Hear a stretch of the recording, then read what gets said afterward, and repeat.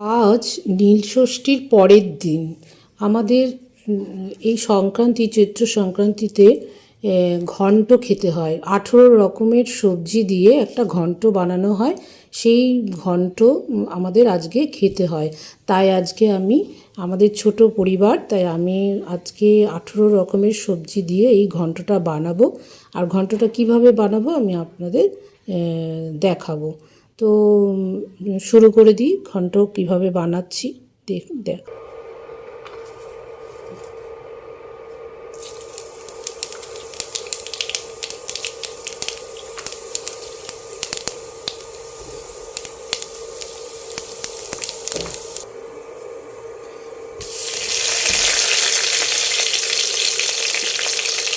আমি প্রথমে সর্ষের তেল দিয়ে দিয়েছি, তার মধ্যে জিরে ফোড়ন, পাঁচ ফোড়ন, তেজপাতা আর শুকনো লঙ্কা দিয়েছি।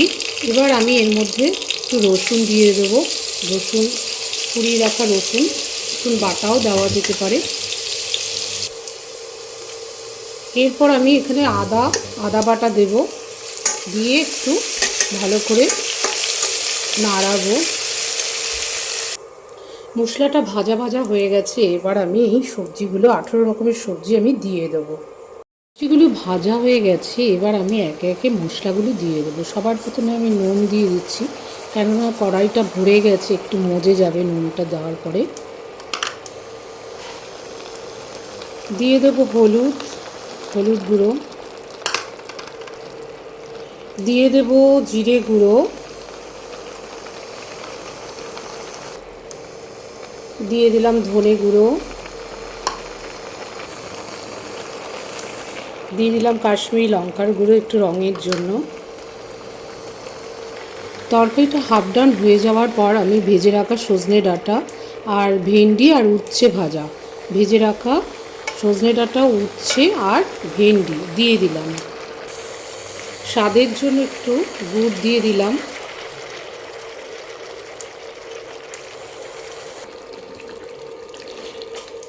সর্ষে পাউডার, ঘি, গরম মশলা দেওয়ার আগে আমি কিছুটা তুলে রাখবো, কেননা সর্ষে আমার পরিবারের কোনো একজন সদস্য খায় না, ঘি গরম মশলাও খায় না, তাই একটু তুলে নিচ্ছি।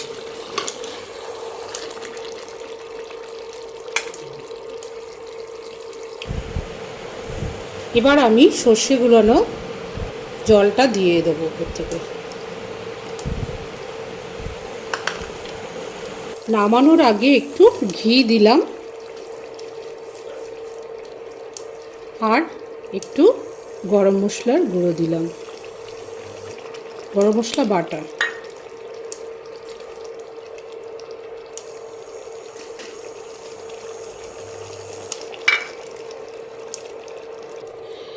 এবার আমি নামিয়ে ফেলবো। নামানোর আগে বলে দিই এখানে কী কী সবজি আমি দিয়েছি।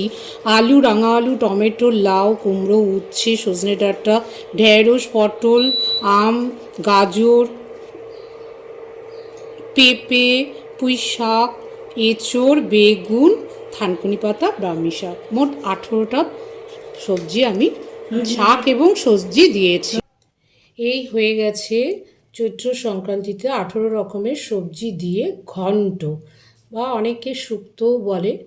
তো আমার রান্নাটি কেমন হয়েছে, ভালো হলে কমেন্ট করে সাবস্ক্রাইব করবেন। যারা ফেসবুক থেকে দেখবেন তারা ফলো করবেন। টাটা।